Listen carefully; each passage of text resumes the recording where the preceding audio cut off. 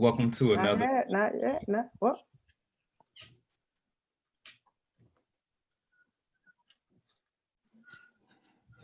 Gotcha. All right. Welcome to another edition of Community Conversation with Tease Me. My name is Eric Saunders. I'll be co-hosting today. But before we get started, let's go ahead and kick it off with a little poem. This poem is called Silver Spoons. Some of you have heard it before, some of you have not. Never gets old. But here we go. Brought to you by Tease Me.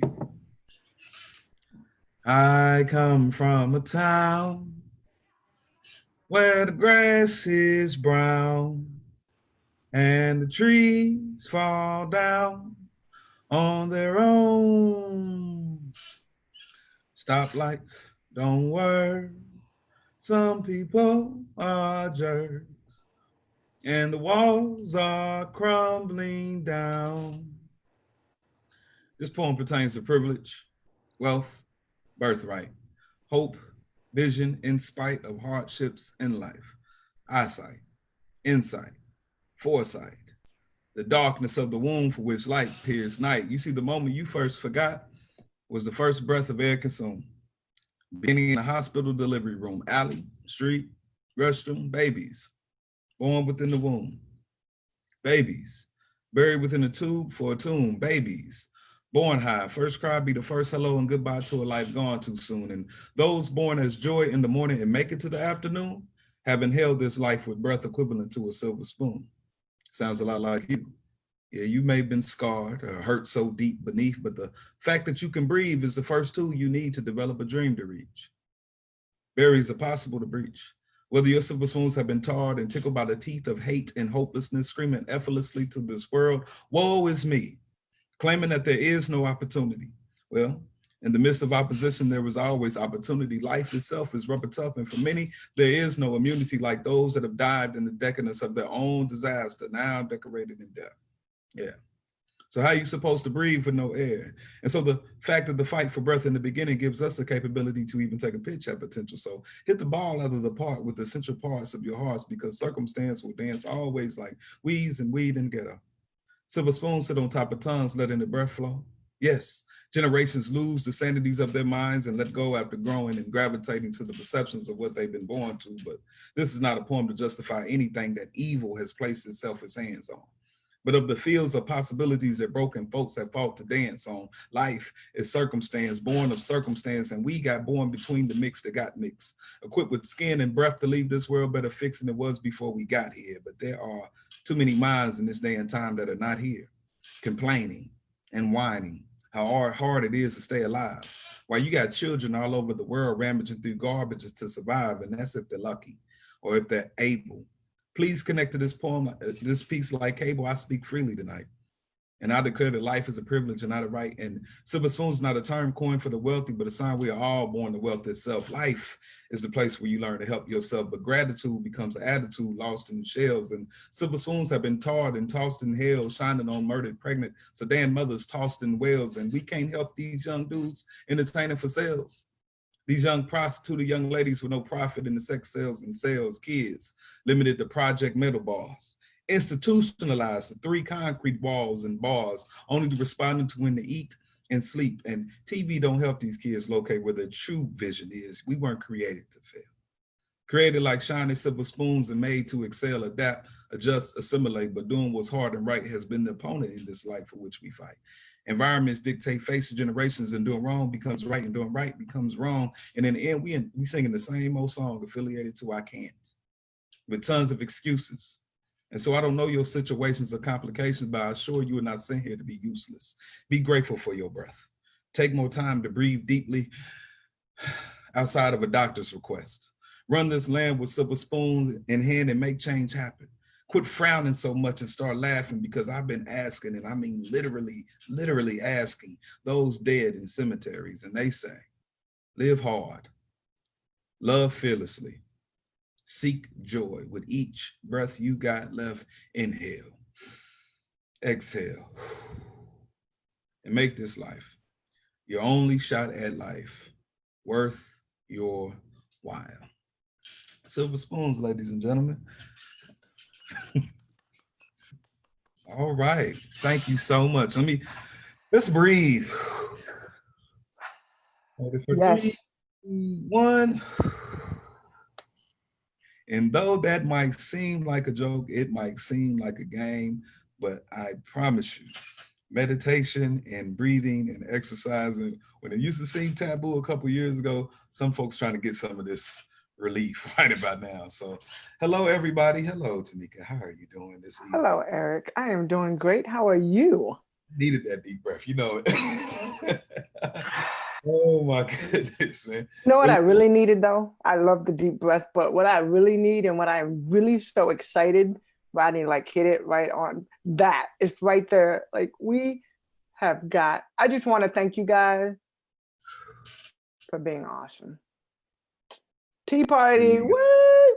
I love having a community conversation. Brandon, we'll get you hip down the road, Tawana. I know you're a little occupied right now, but it's nothing like having a tease me community conversation with a teacup. And Jack is actually the one that inspired me. He got up and brought his teacup, and then right on cue, Rodney like reached over and got his. So yes, you guys, at 6:56, we're all running to go get our teacup. Brandon pulled love. Oh yes. Oh my goodness. I had to figure out which side of my heart. My heart's on this side of that side. I'm ready to have some fun. Same, same. And so, ladies and gentlemen, as you might know, we've been doing this. I think this is our 6th episode.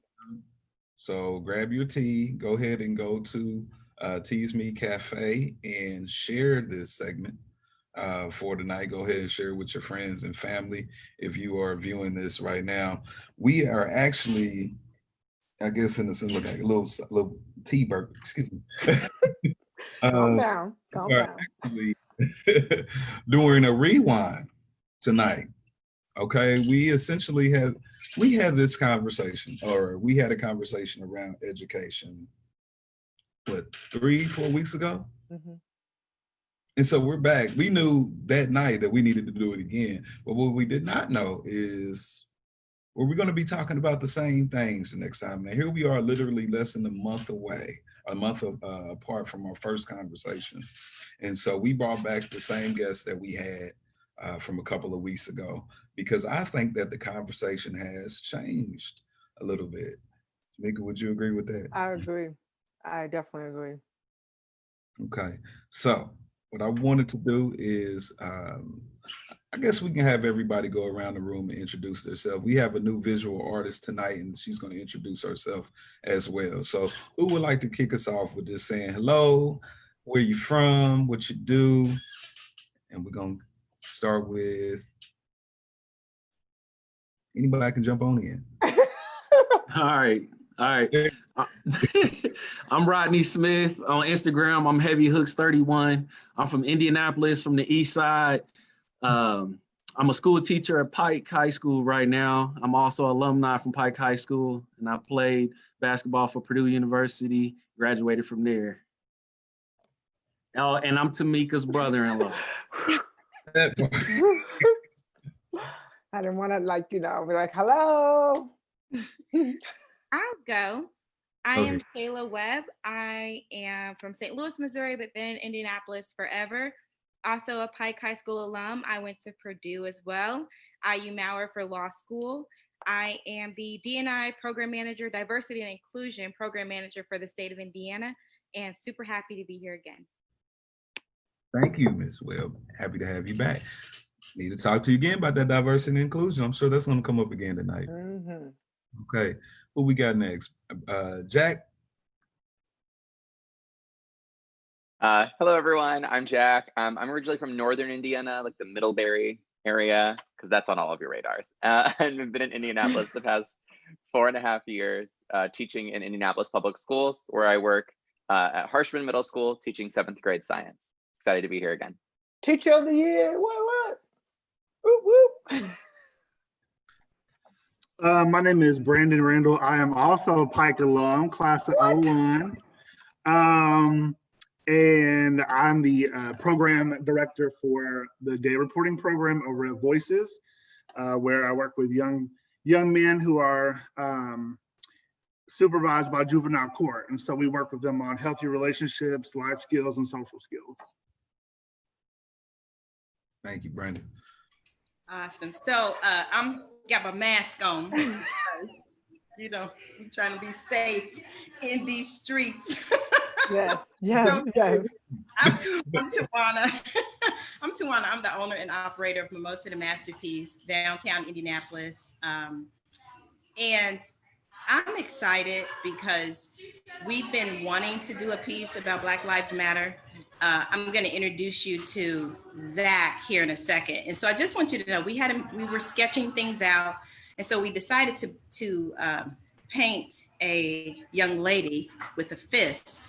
And then we're going to write the names of those who have mattered during this Black Lives movement. And so Zach pulls up a list of, I don't know how many, 55,000. And so I'm like, oh my gosh, we don't want to paint all those. Can we just take a few? He tells me, but they're all important. So we're going to have a lot of names in the back of this masterpiece. So thank you, Tamika, for allowing me to partner with you on this. Yes, and I am so excited to. So Tawana and I have been going back and forth for, I don't know, what, a year, maybe a year and a half, trying to figure out at what point our paths were going to connect. And probably while I was still playing, so this has been a while, our whole team went and we did a masterpiece without the mimosas, of course. We were in season, so very important. But we did a masterpiece.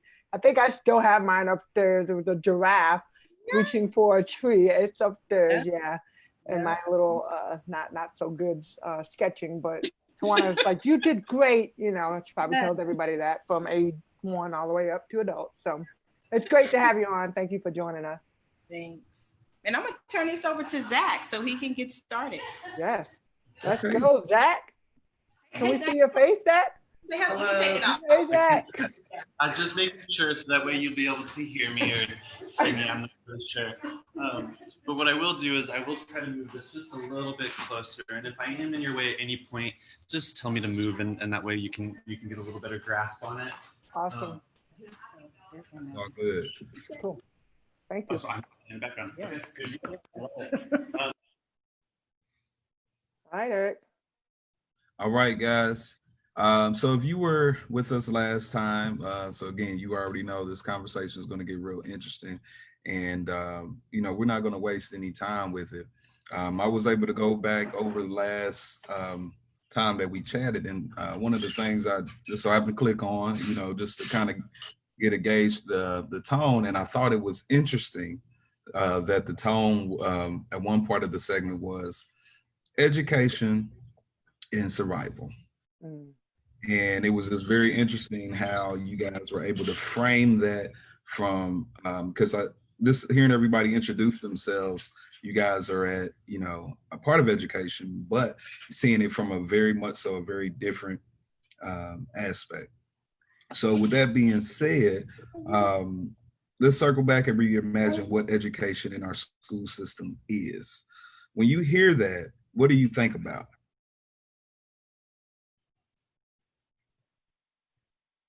Now, let it ponder. All right.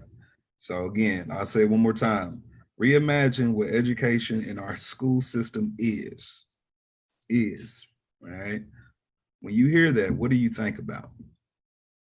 Go ahead, lay it on me, somebody. You said reimagine it or tell us what it is. So I think you could frame the question how you want to frame it. Yeah, because I want to know if you want me to reimagine it or tell you what I think of it, how it is now. Tell us how you think of it, right? And then later on we can reimagine it. How I think of it now is just indoctrination on how to be an American, how to see the world through European American eyes. Yeah, it's like you mentioned survival. It's like a how-to guide of survival in a majority society. Like how do you survive in this majority society? And I think that a lot of the even really well-meaning people who are trying to like fix education are trying to fix it with like band-aids or like lifeboats. from the problem that aren't really geared towards everyone who needs the support. It's geared towards like, oh, well, let's save this one. Like, here's your life jacket, instead of reimagining like, well, maybe we're on the wrong island. Like, maybe we need a different island. So I think, yeah, I think even really well-meaning people are sometimes only focusing on like band-aid issues. And then there's also not well-meaning people who are just straight up profiting, right? They're like selling salt water to the people on this island, and it's pretty screwed up. Yeah, and I think too, when you say reimagine, I think people are trying to believe they're in the process of reimagining right now. But when you hear on the news that the African American community and the Hispanic community are suffering from COVID at way higher rates than their counterparts, you can't reimagine education when that's ringing in the ears of the people who are going and then have to mix in with the diverse cohort. So reimagining education would be essentially putting everybody at the same playing field. Those who were further behind, find a way to propel them up. Those who are up, find a way for them to realize that they have that privilege and kind of care enough to reach back. But we can't reimagine society when the media, and I'm not against the media, but the media is pushing dangerous statistics and stereotypes about who's getting the disease that's going to make people afraid to be around them when you get back to school. For me, I don't feel like the system of education understands what survival is. I look at my students and I hear their definition of survival, and you're never going to hear that in a school. You're never going to hear a lot of these conversations around the realities of education and choosing education or choosing survival. And I don't think that we have that discussion enough. So you think it has to be a choice between education or survival, or how do they coexist, or do they not? I think that they should coexist. I think that you need to have educators who understand how to present that type of collaboration. And I think that there's just a lot of educators who don't know how to do that, whether it's just because of their experience or their tunnel vision and how they teach and their refusal to step outside of their boundaries or outside the box. But there are some amazing educators who do a great job of presenting the both instead of the or. I agree with Brandon, and I know a lot of people, especially on this panel, may not understand, but being a Black male at a school, I know we talk a lot about the student perspective, but being a Black teacher, I've gotten called into the office a lot because many of the classrooms I've been in are all Black. So if I have one white student that disagrees with what I'm saying, and one of the biggest disagreements that the one white student had was that we're not all the same. We come from different backgrounds. They went to the office on me for that, and I got in trouble for that reality. So if you think about the pressure that's on our Black male students, imagine the pressure that's on Black male teachers. Because I even got told once, even though I only had one white student, each year is one white student that gets me in trouble since I've been teaching, and I won't say where I was teaching, but I was even told before that white is right. So I don't, it's not just the teachers, like it's the whole system. And the reason I say that they're teaching us how to look through European eyes is because mostly everything you read is from a European. And the basis for every subject, again, is European. Even if you look at college, if you want to study dance, again, you have to study ballet. And what's the history of that? It's Greek. Like everything, all the art. So it needs to be a whole institutional change so we can start to see the world differently. And I agree with who was it that was talking about the media? The media just reinforces what happens in the schools. And if we look at reality, the kids are consuming media at a higher rate than reading. So they're going to believe the media more than what I would say. So it's just, I don't know, it's a lot.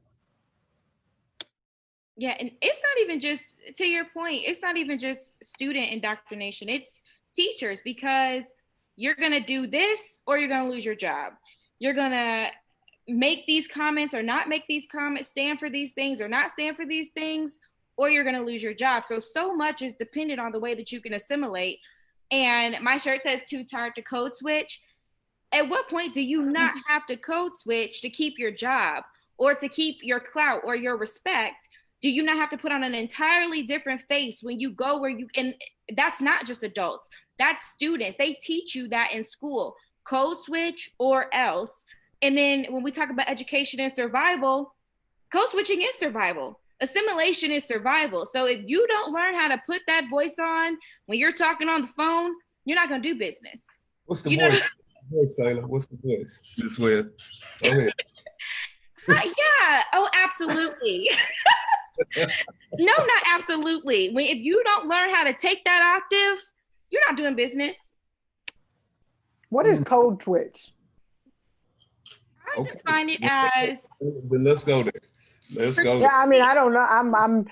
I don't know, and I'm sure there's a lot of people that don't. I call it pretending to be what is to fit in because you're not.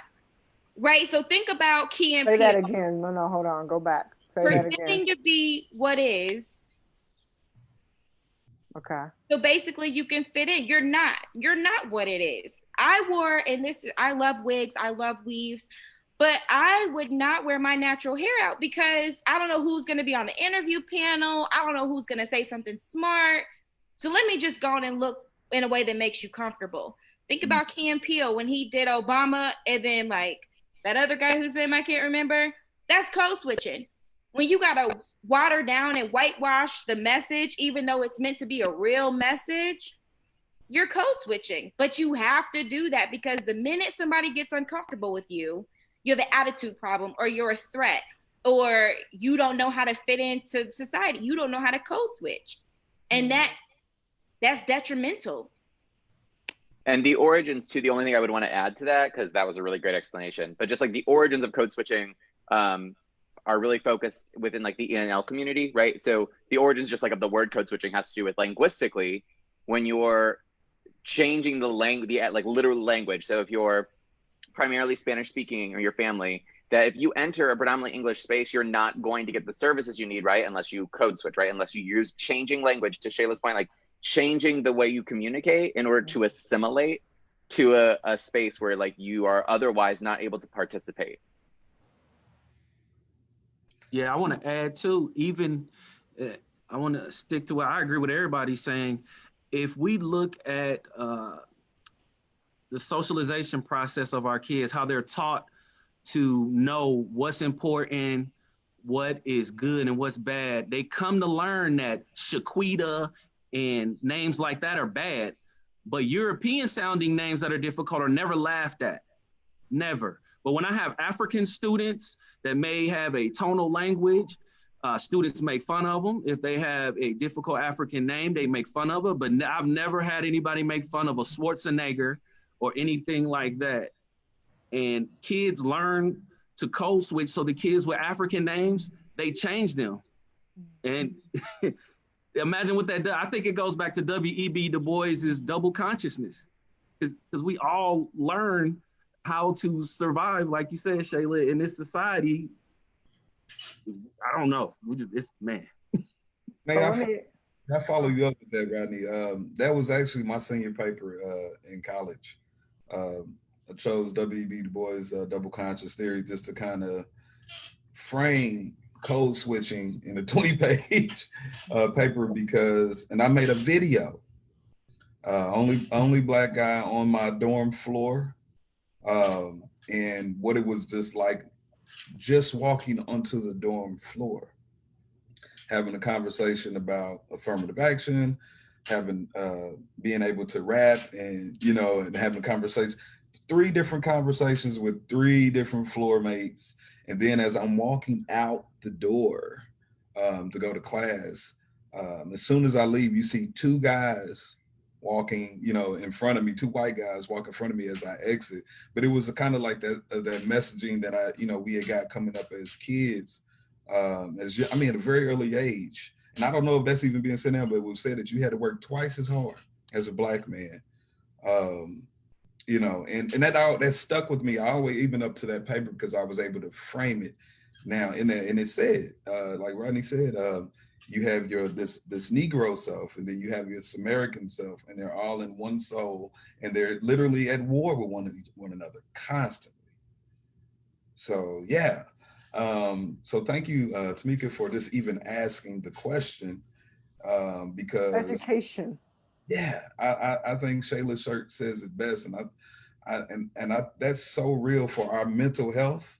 I'm at a point I'm too tired to code switch. Um, So can I piggyback off of that question? And so we got a question in the chat from Chris, and his question was, how did you guys navigate the education system when you were a student? What tip do you have for current student? And it made me think, when you're talking about code switch, all of us to some extent, especially when you're growing up, you're trying to fit into this group, you're trying to fit into that group, you know. So the question, like looking at, thank you, Chris, for putting that question in the chat. But uh, how did you guys code switch? Like, what was it like growing up? What were you guys when you were navigating the education system as a student? Now we're adults and we're looking back at things that should be changed. But as you're going through it, what was it like for each one of you? When I knew I had to do it, I didn't like it. It made me feel less than a person. I didn't have as much confidence. And it took me a long time to break out of that. And I was lucky that I had goals growing up of playing basketball. So I did that to motivate me through the schoolwork, because I hated the schoolwork.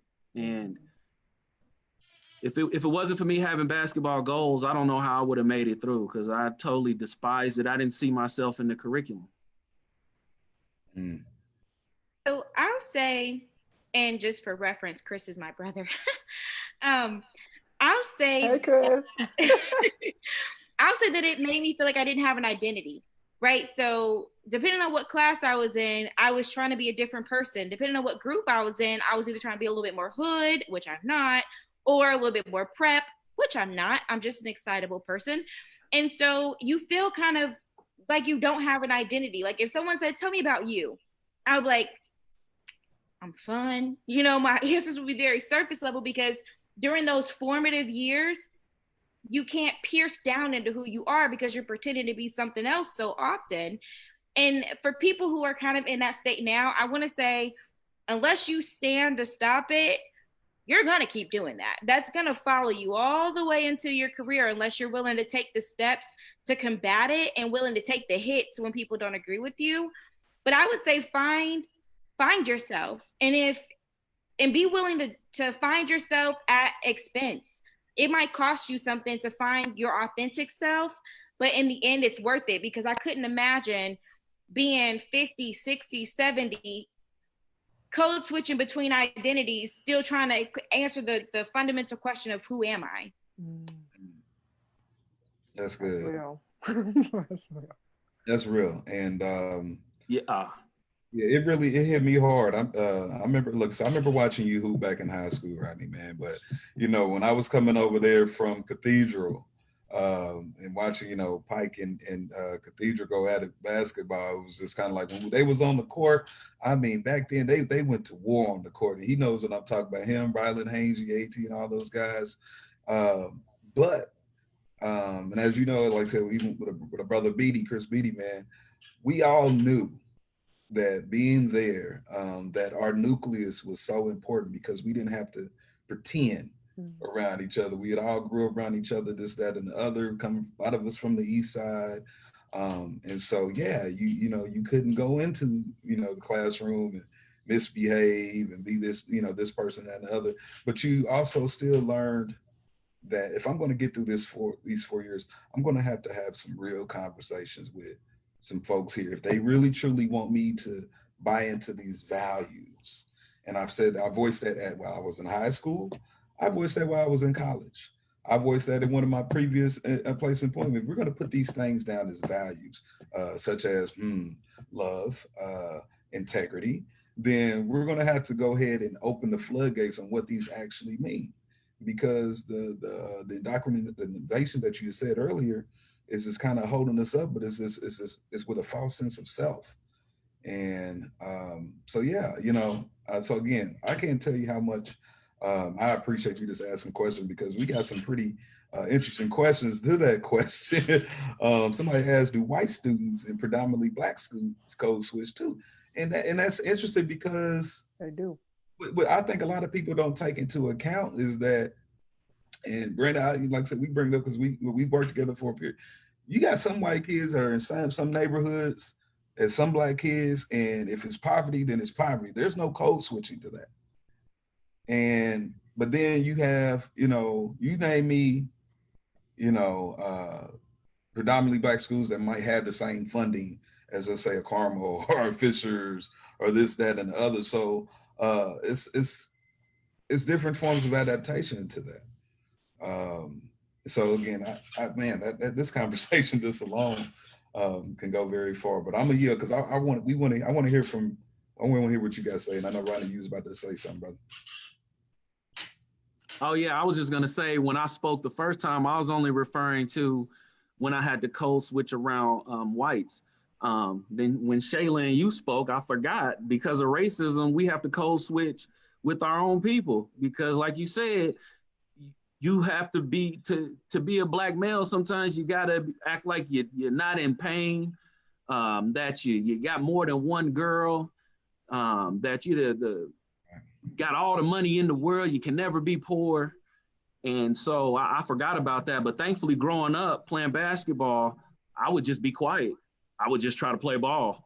But like Shayla said, I didn't know who I was. And once basketball was over, it was hard to figure that out. I just want to jump in real quick. Oh, I'm so sorry, Brandon. Go ahead. You're good. I was going to say, I think it goes back to this idea, and I know this isn't exactly what the question initially targeted, but I think it really goes back to this idea of respect. And this is why I'm going to say this. In schools, a lot of times spend part of the year at the beginning of the year talking about like respect, right? And like we'll sort of, I don't want to say indoctrinate, but like low-key, right? Like indoctrinate what respect is. And this idea of like, oh, treat others how you want to be treated. But like, that's not the case, right? It's not how you want to be treated. It's by whatever the dominant culture has decided they want to be treated as, right? So like, because the reality is, and this was something my first year teaching, I really struggled with this, because like that's how I taught respect to my kids. I was like, treat everyone how you want to be treated. And then a kid would be like using language that I'm like, well, like I don't think that's great for this. And he goes, well, but that's how like we're talking, like that's how we want to be treated. And so it goes back to this idea of like who's defining what respect is. And so I say this because I know a lot of schools, and probably people watching like are at schools where they teach and what respect is. And I would really encourage to like broaden your definition of respect. I know one lens, certainly not like the definitive lens, but is like the platinum rule, right? Of treating others how they want to be treated. So I know that's helped me in my classroom as like getting to know students and what they expect from me and what I expect from them. And it's a slippery slope, because while I think the platinum rule is an improvement, you certainly run the risk though of like someone defining that like, well, you need to treat me like an authority, right? And like mixing up authority and respect. So I acknowledge that's a slippery slope, but I still think it's an improvement over, the golden rule, because when we prescribe what respect is and project that onto our students, then like, one, we're not engaging authentically, and we're putting our students in a position where they're forced to code switch. And even if that's not authentically who they are, and you're not building a real relationship with them, you're building a relationship with like a facade. But is it hard as a teacher, and I know Brandon, you want to jump in, but is it hard as a teacher to get a student comfortable enough to not feel like they have to code switch? I think so, and that's kind of what I was going to talk about is, so the reason I love where I work is because, so all of my students, they are all sent to me by a judge. So they're all court ordered. So when they come to us, they do not want to be there. Like, let me just be completely honest.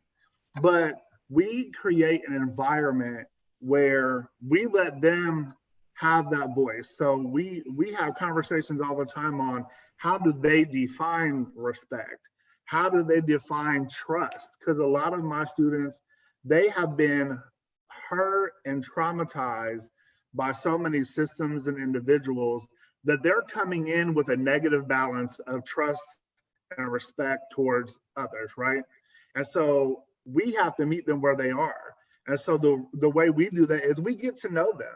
You know, I had a student the other day say, Mr. Brandon, can you tell me about PTSD? Because I'm pretty sure I got it. And then I had a student the other day say, I know who I am, but I don't know my identity. And it's like, you have these young people who we're only with them on average 42 days. And so we're just trying to create the opportunity for them to just open up just a little bit. And when we see that level of vulnerability and transparency, we know that we're doing something right and that we're just planting that seed, and then hopefully it'll grow. But building that relationship is the very critical, most foundation. We can have the best curriculum out of all the nonprofits in the whole country, but if those kids don't like us, it does not matter. So I don't care really about curriculum. I'm not real big on, logistics and technicalities. I want to know how you what. Like, I want to know like what is going on in your mind. And I appreciate that I work in a space that is the value of the organization. Yeah, I want to say, I think that we should all love what Brandon is saying, since we're talking about education, because everything he said is what we really need. And that's what's missing from schools. We don't get to go to, as soon as we go to school, we have to learn about other people, other people's history. We never get to learn about who we are, our history. How would our family define who we are? Where are we from? What were our ancestors doing, our direct ancestors? We have nothing that helps us to learn who we are and who we should become.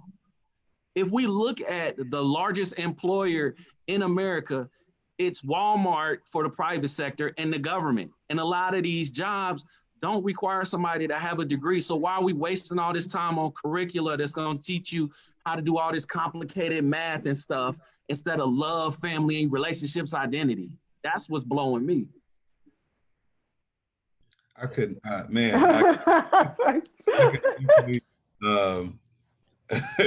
I can definitely agree, man. And I just want to kind of frame this, because I think this is kind of where when we had a question, just kind of when we consider everything that's going on.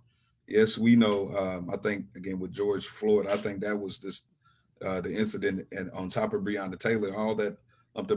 But specifically George Floyd, I think that has really opened up the floodgates.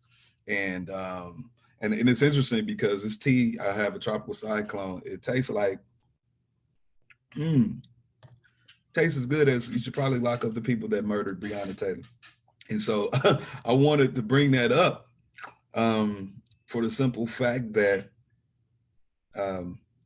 we're talking about systemic racism right now, and we're having a conversation about education right now. And it seems like we've gotten to a place where we really can't even separate the two. No, you can't, because imagine going to school and y'all are teaching respect, love, respect people as people, and then you go home and your parents are racist or your parents are bigot in some capacity. That cancels out everything that I just taught you throughout the day, because you're either going to have to code switch to your family when it matters and then code switch back at school. But when school's over, when it's summertime, or when somebody that your family is bigoted against makes you upset or does something that you don't want them to do, that feeling is going to come up. So it's almost counterproductive. And I do think that people need the sciences, they need the maths and things like that, because some people might want to be an engineer. Some people might want to be a doctor. Everybody's not going to be an engineer or a doctor, but everybody can be a good person. And everybody can learn not to weigh themselves based on their future paycheck, their future title, their future career. But I think if we don't really grasp the fact that systemic racism is at home, it's at school, it's when you go out and about, it's on social media, school is not going to be the thing that cancels out systemic racism when there's two different cultures between home and school. We can either reinforce or we can contradict.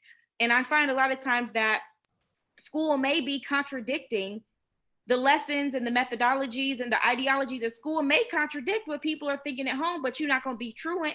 You got to go, but remember what we believe back here.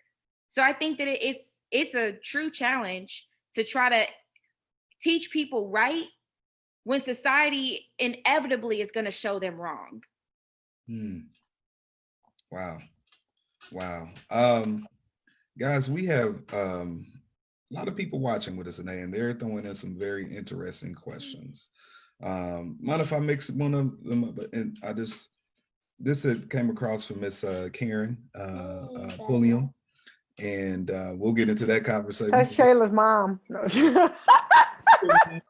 Right? All right.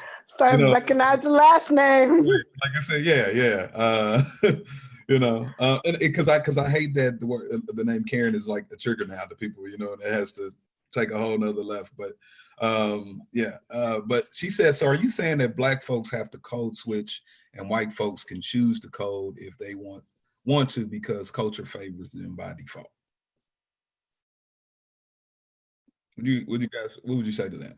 I would agree, and I have my sweater on, so didn't know she's gonna be watching. But I do think that that's true. Black people, well, no, nobody's forced to code switch. Let me put that out there.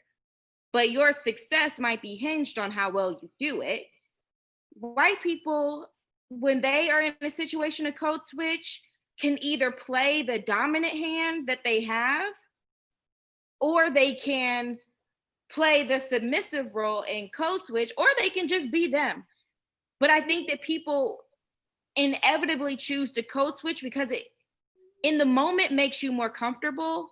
Everybody, I would not feel comfortable going into a white organization, cutting up because of any cause, because that's going to disrupt the organization. We're taught not to disrupt the organization, not to disrupt the status quo. So you're either going to decide to do that and face the repercussions, or you're going to decide not to and eventually face the repercussions. But in the moment, code switching is very easy. It's, I would say, instinctual, quite honestly, because we just learned to do it throughout the ages and throughout our years. But I think that everybody has an opportunity to choose, but I think most people choose to code switch. Hey, I agree with Shayla. They create the code. If we just look at the recent murders, that's the answer. If you don't code switch, you get killed, and then Black people be like, yeah, he deserved to die because he was acting a fool. No, he don't deserve to die because he's acting. We see plenty of other races act a fool and they survive. With or without guns, they survive where they acting a fool. But because of the history of Blacks and racism, we're seen differently. Just like in school, Black males are seen differently. If they do the same thing as a white student, the Black student will get suspended. And you can just look at the expulsion rate, the suspension rates is higher for both Black males and females because they're viewed differently. And think about the label too. If a Black person decides not to code switch, you are threatening, you're an angry Black woman, you're something that deserves some kind of corporal punishment. If another race decides not to code switch, oh, they're just angry, they're just frustrated, they're just disappointed. So the label is totally different as well. So if there's no consequence to being labeled angry and frustrated, if that actually just gets more people to listen to you and cater to your feelings, maybe you don't code switch. Maybe you get more attention that way. But if not, code switching is going to cause you to be labeled a disruptive threat. So we got to get you out of our school. We got to get you out of our organization. You're going to code switch. I have that. Brent, you about to say something. I was actually going to ask you. I'm glad you came in because I was actually going to ask you, man. Yeah. So what I've seen, especially from my students, the majority of my white students that I've seen, their code switching is appropriating. So trying to copy either stereotypes or trying to take culture and say that it's their own. And so we have had quite a few conversations around the difference between appropriating and appreciating, and how you can appreciate without trying to steal something that is not yours. Because I think kind of like Tamika, I think it was Tamika or Eric, a lot of my students, the white students, if they feel like, if they lived kind of, I don't want to say rough, but if they lived in a lower socioeconomic area, then because they've experienced poverty, a lot of my white students feel like they have experienced equitable oppression that Black folks have felt. And so there's kind of this insinuation that Black folks know what it means to be poor. And it's like, no, that's not what we're going to do. And so it's trying to get them to understand how to express why they have these feelings or why they're taking on, you know, certain cultural attributes and why they think they can as a form of privilege. Usually when we talk about white privilege, my white students get a little upset because they're like, I'm clearly in your program, I've been arrested, I'm poor, I have no resources, my lights are cut off, our car just got repoed, and we were evicted last week. How do I have privilege? And so then we have the conversation on, have you ever been followed in a store? No. Have you ever felt like your life was in danger or a threat simply because you're white? Well, no. Okay, let's explore this. But that's kind of what I've seen with our white students. I know, Eric, you were there, you know, a month before I was. Would you agree with that? Oh man, I definitely would agree with that. Because again, there's levels to it, and you know, and so it's almost like you have these tiers, and there's levels. And I mean, the social economic tiers. So you know, on each level, one of the things, and I think we have to be under. Wanted to throw this question in after this, but I think one of the things we have to understand, and the question was perfect to me in terms of when you consider African American history. Okay, one, how could that be taught into, you know, the system, into, you know, you're going to have people, oh, why we got to learn back? You'd be surprised. But you have folks who have nobody, you don't learn racism. You don't learn how to have the conversation. You don't know about, this is relatively new dialogue that we've had over the last 20 years, and it's still not been tangible enough beyond maybe trainings, but how it's threading into the education. That's just something we do not have. So what drives me crazy is that when people try to be experts and you're just going off of opinions on terms of how you makes you feel. I'm not trying to knock anybody's feelings, but this is a whole, when it comes to race, it's much bigger than how you feel about your own personal experience, white, Black, this and the other. Because if you just get caught up and you don't know how to expand your lens, your conversation on race is very limited. And I say that with the frustration from Monday, the gentleman who was threatened with lynching on the 4th of July. That's crazy. And then for the incident that happened Monday, or it might have been Sunday or Monday, when this older lady, they found her, you know, drives through the crowd. But I'm looking at the threads, right, on the and I'm telling you, and I don't know, in America, that was some of the most sickening thing I've ever seen. In the middle of a time where COVID is trying to kill us all, you're justifying death in the most ignorant way that makes me say, how can you possibly have a job? I think that's exactly what it is. It's ignorance. And right. And woeful ignorance at this point. Is just almost like you have no ambition to learn, you know what I'm saying? How's it that you've put the social political construct of race beyond ahead of humanity, to the point where it has hindered, like I said, integrity. It has hindered the whole thing. And this probably wasn't a good time for me to watch Hamilton this week either. So, but it's hindered the whole thing. And like I said, and that's why we're here talking about conversation. But I wanted some people say, hey, well, we need to learn Black history in the school. And as educators. Hold on, no, Eric, before you get there, Jack, I think you wanted to say something. Did you want to chime in? Did you have something you wanted to say? Oh, no, I'm good. I think it'll connect well with Eric's next question. Okay. What then, curriculum wise, because again, we're talking about Black kids, it's something obviously that's not just going to be taught to the kids. it's going to have to be taught to educators and administrators. This and that. What does that look like to you guys? And how does that So make? this is kind of connecting the last question to this question here. So something that we saw a lot of in like the 90s and early 2000s as it relates to like our teaching profession, right? Was that so much of the curriculum, and when I'm saying curriculum, I'm actually not talking about like the student curriculum, I'm talking about like what teachers took in, right? So much of the curriculum was all based and established and sort of indoctrinated in like culture of poverty. And so like at that turn of the money in there, like it was all about like, oh, you know, doesn't matter what color your students are, all like everything can be boiled down to socioeconomic status. And to be clear, like we all know socioeconomic status does play a role, right? Like it doesn't not play a role in all of this. But that time period in which a lot of our education, or like our teacher workforce was brought up and came into this profession, came in at that point. And so because of that, still we see a lot in our schools of teachers who have this kind of like pushback towards race conscious or like anti-racist curriculum, because in their mind it's like, well, no, this is about that they're poor. This is about every single Black child and brown child in front of me. It comes from a poor background, so already you got like bias at work. And then also is, if we can address this, like the money, then that fixes everything.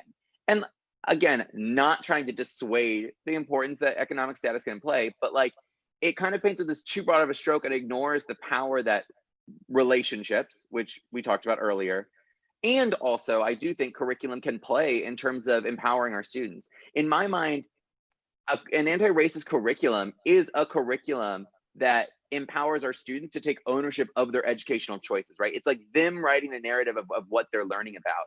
And so you did bring up specifically African-American history. And so I absolutely think that our students should have a much more comprehensive like knowledge of what our history looks like, because we know that any given history textbook that you open up is whitewashed, right? Like it's told from a narrative that's one group, right? That's defining what respect looks like. It's defining what culture looks like. It's defining what history looks like. And so I think that it's not, yes, it is African-American history, but it's also making sure that our history as a whole, like, is being presented to students in a way that is more accurate, right? And is like free. And this is a lot easier to say out loud than to like do, right? But it's free of a lot of the biases that have penetrated so much of even how we orally tell history, right? Like even going beyond textbooks, even how we orally like remember and tell our history to our next of kin.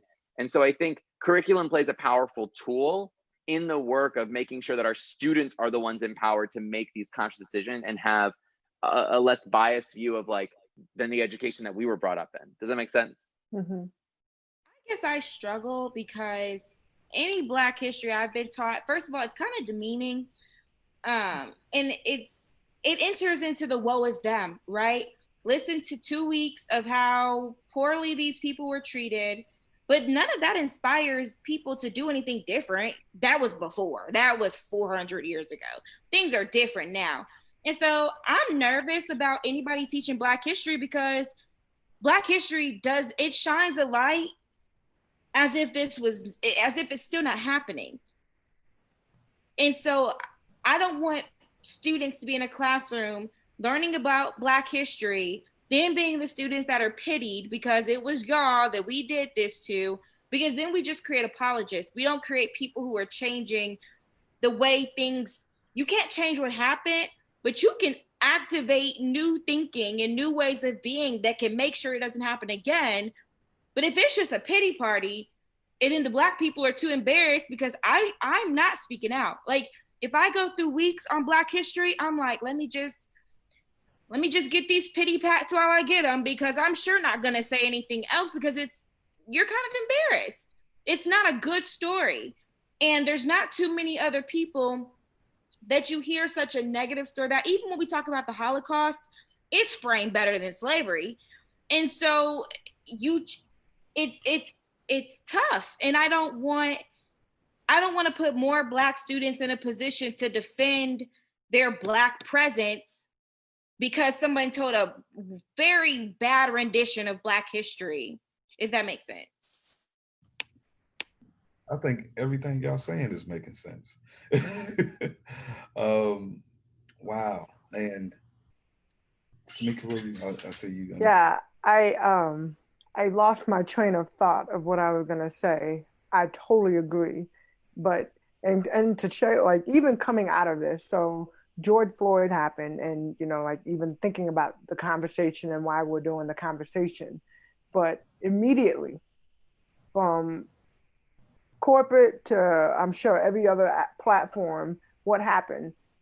People want you to share their story. Well, have you ever faced racism? And they want to hear the story. I am so sorry, and at first it was kind of like you're sharing a story, and you're getting angry, like you can feel yourself getting angry, but as time has kind of worn, like that was then, and here we are, what, a month and a half or so later. I don't want to keep going back to talk about that. I want to talk about change. I want to talk about, don't ask me questions, and don't ask me to share my story on, like, pity, like the pity party. And so I do feel like, I mean, I wasn't an African American studies. I don't even realize, I don't even think I took an African American studies course in any of my schooling. I know Martin Luther King, I knew Junior, I know Rosa Parks, like I know all the ones that we put up. But I will be honest, and I know I said this when we talked the first time, like Rodney put together a film and sent it to Parnell and I, and I was watching people I had never even heard of before. And so, like for me, it's more about, all right, how do you teach in the school? And I know in here, one of the comments was it shouldn't be considered Black history. Like, we don't say white history, we say history. And so it should be considered like, this is part of history. This is the part of the birth of our nation. This is the part of, the USA history, whether it's a Black man, a white man, a Mexican, Chinese, like it doesn't really matter. History is history, and that's what it should be. Yeah, I agree. I think that's the problem is that I don't think you can create a perfect curriculum. We need to start like this podcast started by asking, what is education and why do we need it? If we don't do that, then what the heck are we doing? I don't understand what we're doing if we don't even ask those questions. For what purpose do we need schools? What are we trying to accomplish? If we don't start with that, then I mean, what good is the African American studies or the Black history? If that's why I say education is to help people survive. All people have problems, but if the schools are not allowing you to study those problems, then how can you fix them? The people who are in academia and colleges should not be the only ones studying race, racism in the educational system. At some point before college, we should be studying it too, because we're going to be the adults tasked at voting on the legislation that's going to impact us in every way of life. But school is not, what happens with school is, this is what I get. So I'm able to build good relationships. Students always are confused. They're like, wait a minute, Mr. Smith, the way you put it, it makes sense. But the way everything else is set up, it don't make sense. And that's how school is. It's confusing. School is taught in a way where all the subjects seem like they're not related, when in reality, they're all related. And we're even taught that they're interdisciplinary, meaning that they all connect. But they're not taught in a way to help the students understand how all the subjects connect. And so if we don't start at the basic question of, well, what is education and why do our people need it? I don't think we'll be able to fix the problem. So you think that the school system is the only place that they should be getting educated? No. No, that's not what I'm, no. No. I'm not going off of what you said, but I'm just asking it because, like, what is education and why do we need it? But the reality is, and I think you talked about this last time, Rodney, like certain areas, let's just think about Indianapolis, certain areas would teach certain things because of, I don't want to use socioeconomic part. I don't want to use that, but certain areas would teach certain things, right? So we're talking about education and why do you need it? But the reality is, how do I want to word this? I guess the reality is when you think about education and why do you need it, there are certain things that maybe Shayla hit on this earlier. We don't all need the same education, depending on what we want to do. Oh, my bad. I thought go ahead. That I agree with you. That's why I said last time the community needs to determine it. Because if you look at the history of America, After the 13 colonies, the first thing that the Europeans built were schools for the Native Americans so they could get them to think like Europeans, to create a divide within the Native American community when the wars happened. So if another group of people get to tell you what education is and they get to educate you, and it's not going to be beneficial for you and your people. That's why I use the example of, you would not want the mystics responsible for the training of the fever. You would want the fever staff training the fever. Mm-hmm.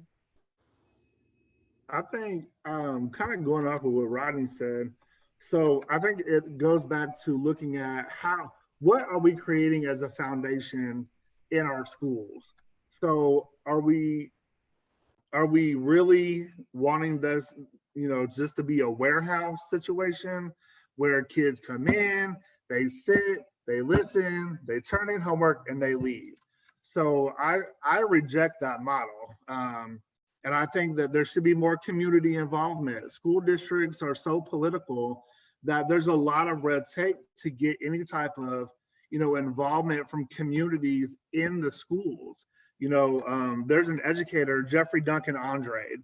He wrote an article called Growing, I just had it and I lost it. Oh, it's Note to Educators, Hope Required When Growing Roses in Concrete. He talks about this thing called audacious hope. And audacious hope is when you have educators who are willing to go in the trenches with their students. Like, they're literally side by side. They're not from a distance.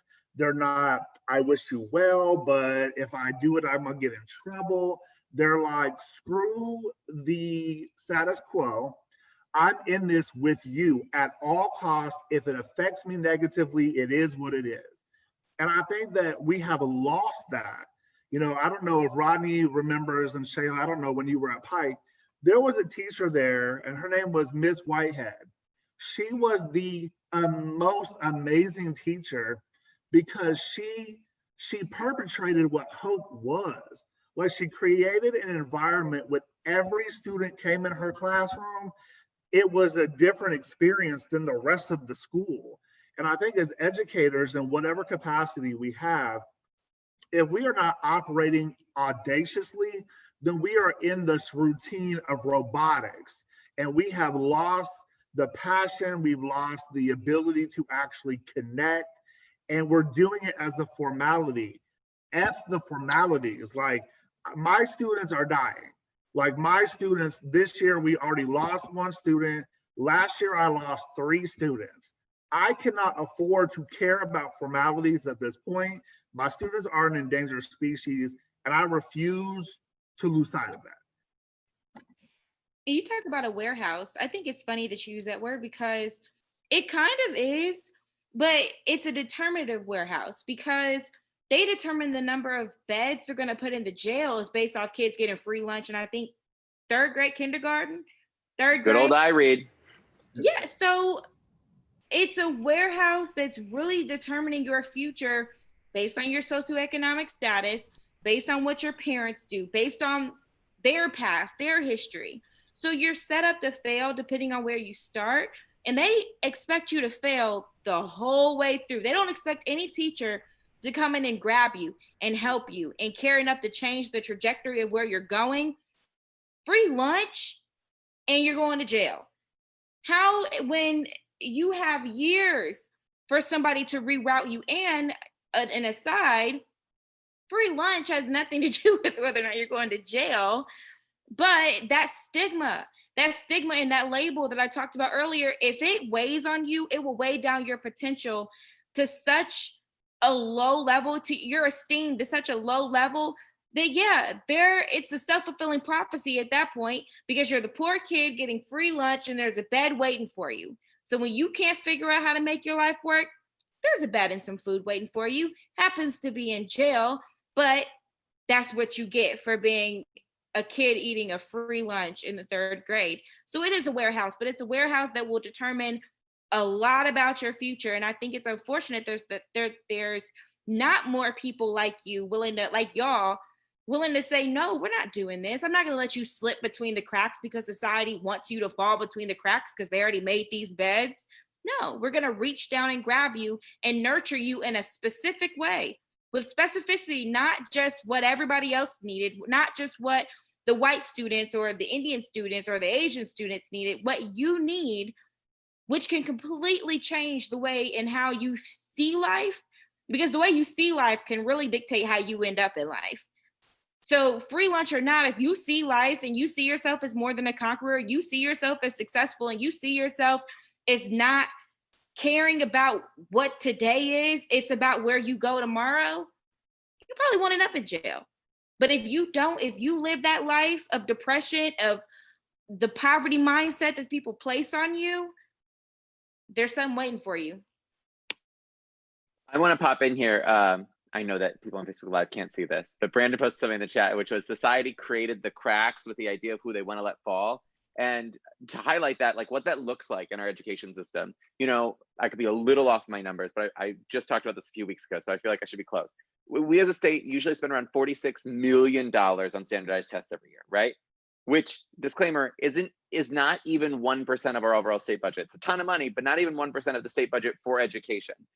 So then you might think like, oh, well, what takes up, you know, more money than that? Well, from those state tests, we know, and I talked about this a little bit last time, but like those state tests determine what our F schools are, what our D schools are, what our C schools are, which, to no shock to anyone, is predominantly our schools that are serving Black and brown students.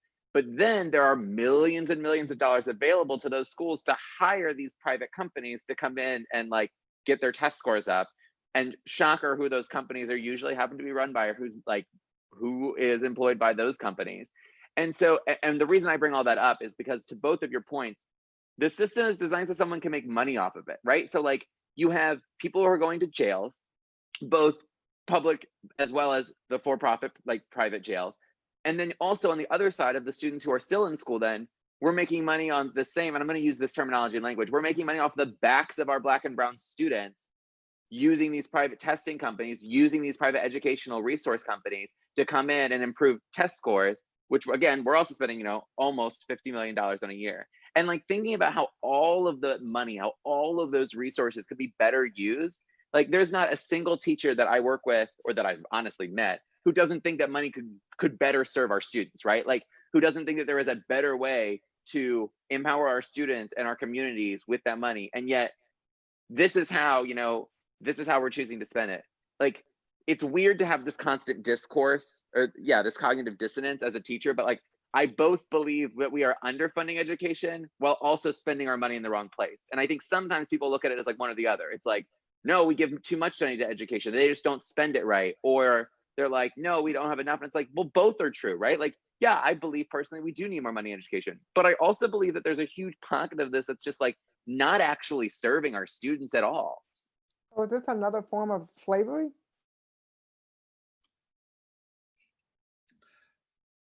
Do we want to call it?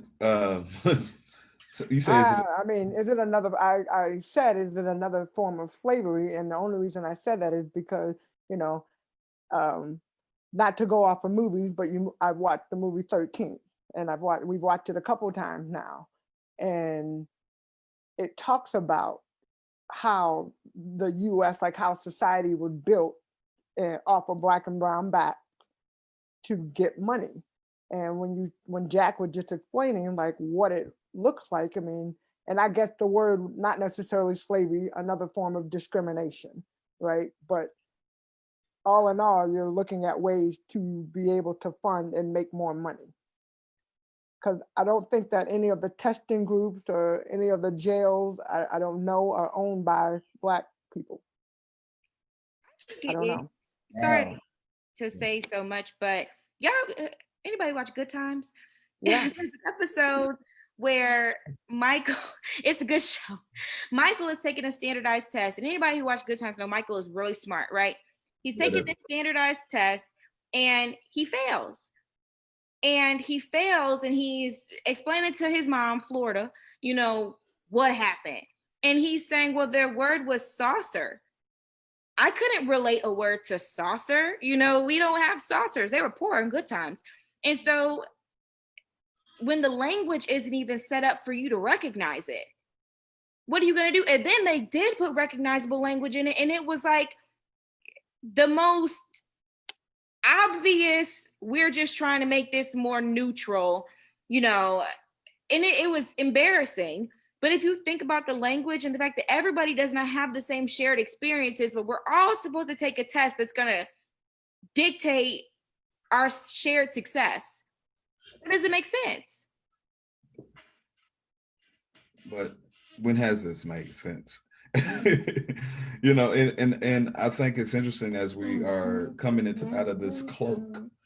I'm not going. People say I can't wait till things go back to normal. I'm just like, What is no, normal? I think normal betrayed us in such a way that, you know. But the thing about it is, like, you know, when you hear that term glutton for punishment, you know, I don't want to go back like fully into the side with a glutton for punishment. I don't want to go back into. I can't undo this conversation alone that we're having right now. And so it's interesting because my son here is this.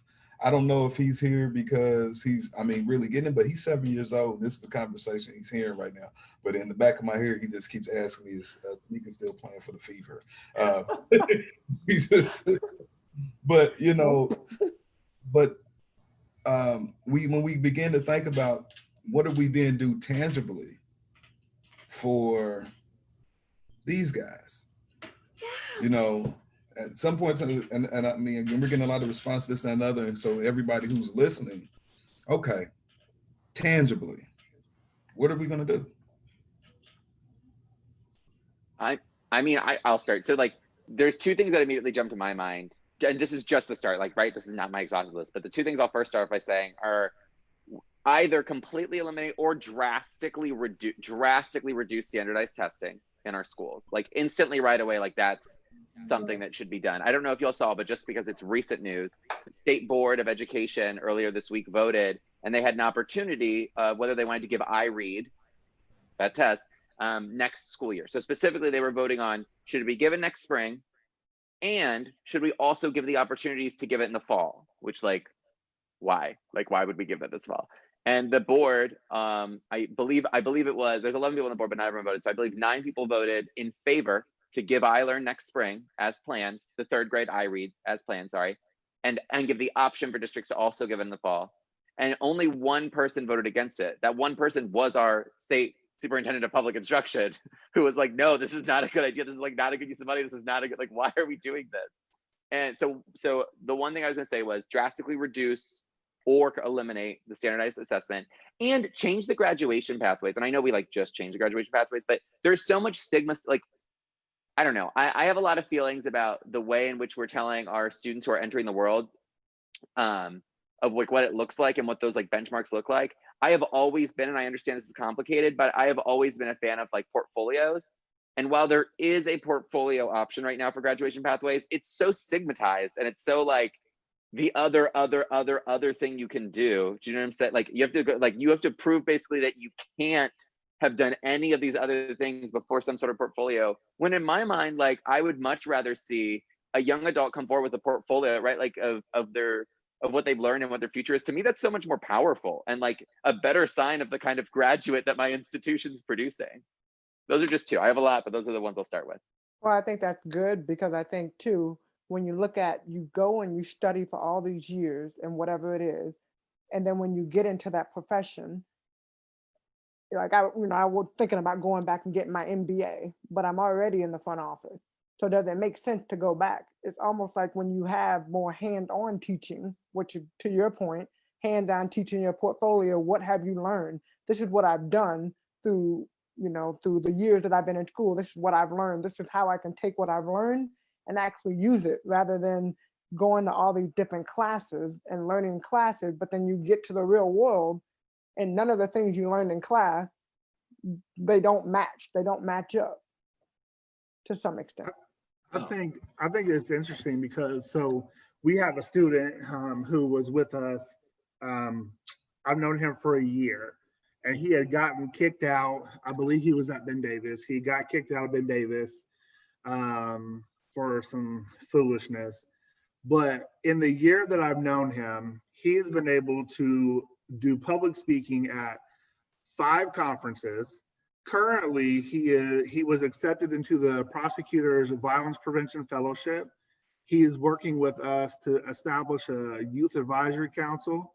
He's also working with me to be a paid consultant to look at public safety reform with the city. And he's done like 7 other public speaking things. So when he returns back to school in the fall, he has been exposed to so much more than the majority of the kids who are suspended and expelled and not allowed to return back to a traditional environment. So even though it makes me pissed off that he was expelled, I'm excited because now he wants to be an entrepreneur and a business owner. And he wants to be a peer mentor and get a business card and hand them out and motivate other young people to do more speaking out on their experiences and perspectives. And it frustrates me because the education system does a very great job of washing their hands of kids that they are no longer interested in.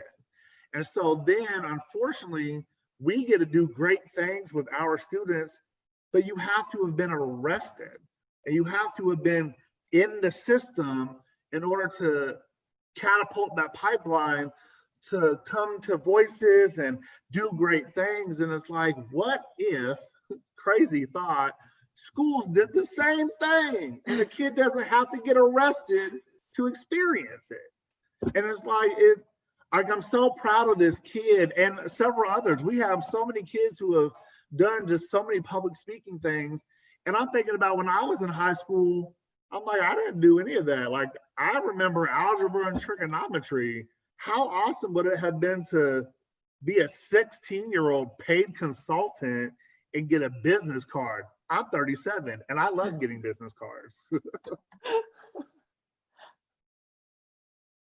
Well said, my brother. And I appreciate you immensely for always putting money where your mouth is with Voices and even beyond that.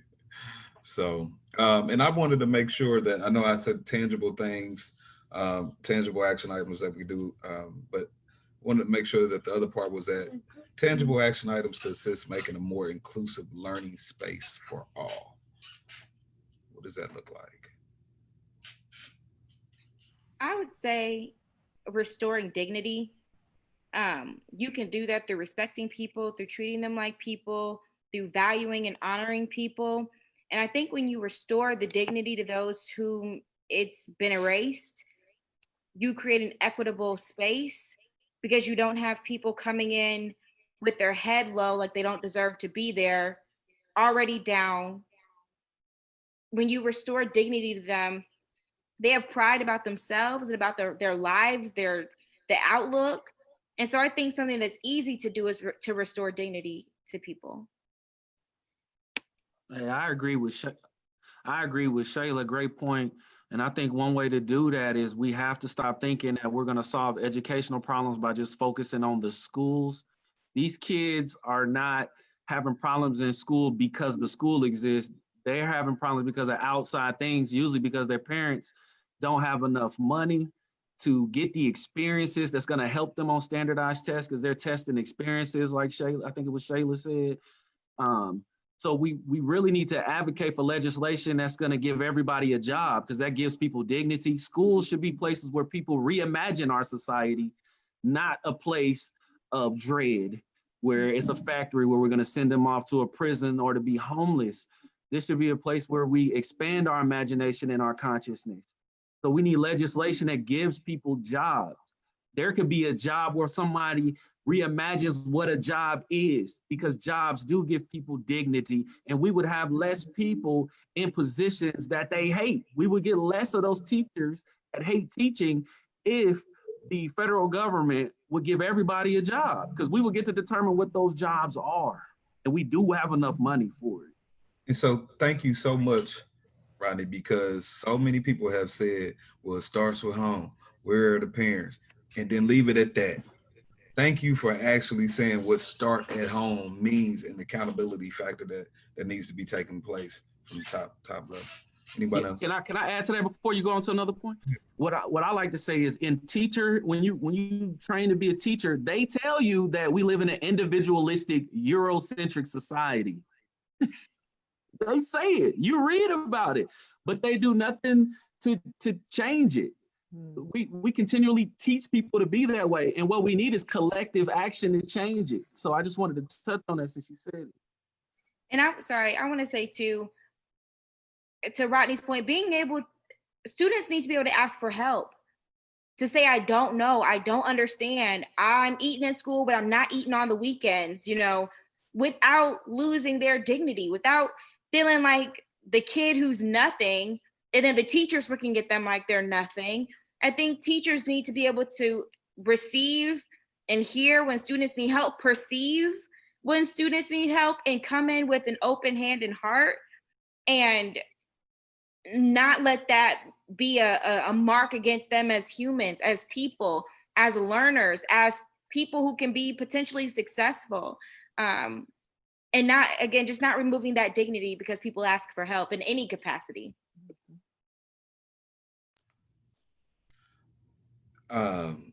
Man, the dignity aspect of it.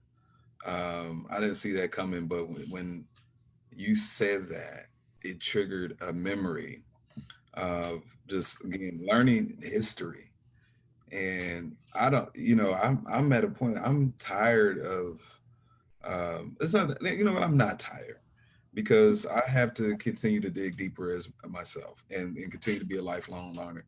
But when I think about dignity and the way the levels in which it's been systematically stripped from people, I don't know, man. It took me back to Colonel Charles Young, one of my honorary fraternity brothers, who had to literally take off his coat of arms and put it in front of a chair because the soldiers would not salute him, but they still had to salute the arms. They had to salute the coat of arms. That's Colonel Charles Young. And then I think about Black soldiers who in a whole nother country in Britain, who were disrespected by American soldiers, but weren't disrespected by Britain soldiers, and then came back and was actually lynched in their uniforms.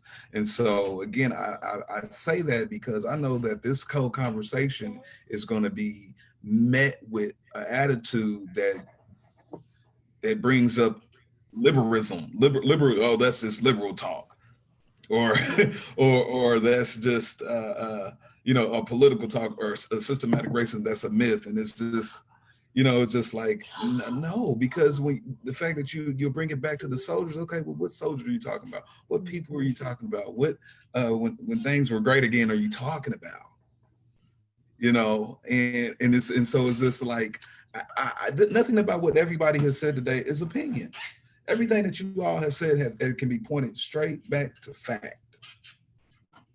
And so, I'm getting the chills over here, because this conversation is just so invigorating with truth in a time where you just see so much ignorance. This conversation has been extremely refreshing. I wanted to make sure before I know we have some more questions, we're going to close up soon, but we wanted to, I think that's Zach over there with Tawana, with your Zach. Hey, Zach, brother. Might not be listening. I wanted to make sure we got a quick close up of that. Oh, he's just gonna take it away. He took it away. Sorry. Nope. You get no love. That's fine. So yeah. We're, again, I know we want to end on time, but I know we're getting close to our last remarks from our conversation, and everything just kind of resonated very well. And I'm pretty sure we can go all night, or at least maybe have our own kind of like The View or something like that. Go for God. I love having this talk with you guys. Right, Shay, let me go ahead and put my cup up. But moving forward, what really kind of resonates with you? How do you guys plan to, I guess, move forward? We got 5 minutes. So closing remarks. Moving forward, what is something moving out of this conversation that you I like the challenge aspect of it, but what is something that will be at the top of mind as we move forward? And school's going to be reopening soon. So like, what is top of mind? Well, what I would say for anyone who works in education watching this, or really just anyone in general, but especially those of you who are going to be engaging with kids, our return to school, never before has the importance of relationships been more important. They've always been critical. They've always been the foundation of a quality learning experience. But everyone, including ourselves, have experienced a lot the past few months. And so we have to make space for that in our classrooms. We have to make space in whatever your return looks like, whatever your medium of engaging with students is. You've got to create space there for students to be able to express how this has impacted them, how it's impacted you. And honestly, that authenticity is going to allow, I think, for a really fundamental and beautiful trust that will be the core of your relationship moving forward. And that's important. I would say don't underestimate the importance of creating that space in your classroom. I think that could be anywhere, not just the classroom, but even at home. You said at the beginning, Eric, the fact that you can breathe is what you need to form a dream. And I would say be mindful of who's not breathing around you. Be mindful of who has like that bated breath of anxiety and concern and fear and worry, and inquire about that and make breath fundamental, right? So many people are afraid of what institution is going to take their breath away. Make breath fundamental, and you can really revive people, especially in the schools, but like Tamika said, in all capacities, in all areas. Yeah, I agree. I'm sick of seeing so much hopelessness in our students. So let's tell them like it will change. We're gonna make change together. Something positive, affirmations, but just let them know it is gonna change with our collective efforts. Yeah, I think I would agree with that. I think just continuing to show love to students, to young people, for people who are listening to this. I encourage people to get involved in a young person's life. It doesn't take a lot to become a mentor. And mentorship is evidence-based that builds academic achievement, reduces reduces depression, increases self-concept. So just get involved, especially if you know a kid that people call that bad kid, or that's that kid who always gets in trouble. That should be the first kid that everybody rallies around and tries to support. So I just encourage everybody to get involved in some sort of capacity.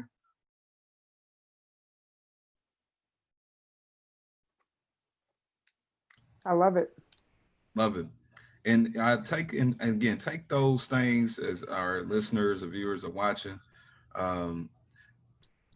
Because interesting conversation, but one of the things we still are doing is trying to figure out COVID. And so we forgot about that variable, COVID or whatever is being called now. I don't know. So, well, Tamika, it's happened again. It has happened again, and you want us to stop right at 8:30 if we can't talk to 5 o'clock in the morning. Nope. Right. But I do want to first off, I want to thank all of you guys for coming back for our second round, part 2. Somebody already put in the chat, oh, we need a part 3. Right. So we'll see about that. But just wanted to give a heads up to everybody that's on. We have a lot of different things that are going on virtually through Tease Me Cafe. So if you are not, I would advise you go to the website, teasemeindy.com, and see at least get on our newsletters, because every month we send out a newsletter on all the different things. For the conversation, we're going to once a month. So every second Friday of the month, we'll host a new conversation. Yep, second Friday of the month. Tomorrow, we actually have tea convos from 10 to 11. So it's just a conversation and, another little get together. So you guys can sign up. You can go to the website for that. And then we got the book club next week. We got tea and therapy. We actually have Dr. Kimberly that will come and do tea and therapy the last week. So we got a lot of really cool things going on in the cafe. Make sure you check out the website. To our crew tonight, and I know Zach is working so hard he can't really hear us. So we will make sure that when he gets finished, we will put it all over social media. But I hope that you guys enjoyed All About Education Part 2. And we got some things that we need to work on. I wrote down a list of all the things that you guys said, and I feel like we can all achieve it together and make a difference here in Indianapolis, but not just here, everywhere, so let's do it. Let's do it. Let's do it. Thank you guys once again for tuning in.